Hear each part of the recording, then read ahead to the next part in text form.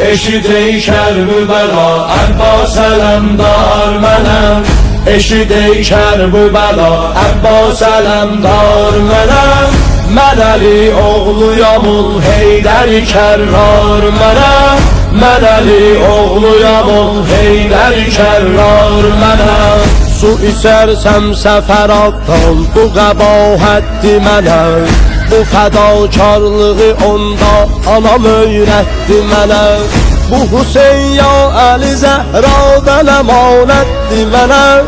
Yanındayam ağamın həqqə tərəfdar mənəm. Tərəfdar mənəm. Eşidey Kərbəla, Abbas ələmdar mənəm. Eşidey Kərbəla, Abbas ələmdar mənəm. Mən Əli oğluyam ol Heydər Kərrar mənəm.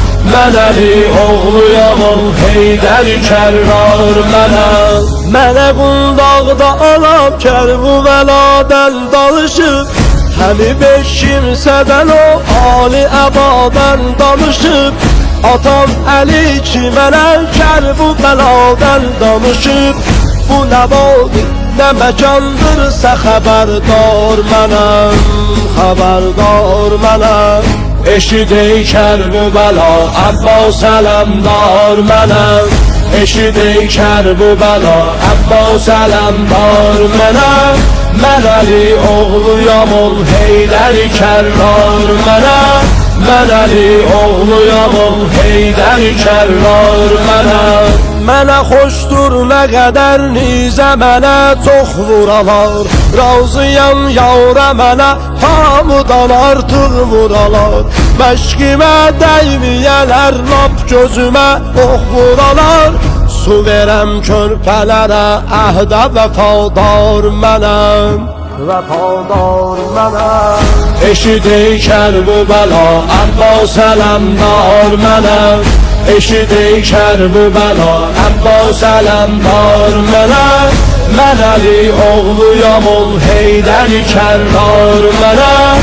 Mən Əli oğluyam ol Heydər Kərrar mənəm. Çəkərəm qeys qəzəblə bu saat xəncərimə. Səsimə güc verərəm, səsliyərəm Heydərimə. Tökərəm qan alaram, qan dağıdım leşkərimə. Mürtəzanın oğluyam Seyyid-i Muxtar mənəm. Muxtar mənəm. Eşidey Kərbəla, Abbas ələmdar mənəm. Eşidey Kərbəla, Abbas ələmdar mənəm. Mən Əli oğluyam ol Heydər Kərrar mənəm. Mən Əli oğluyam ol Heydər Kərrar mənəm.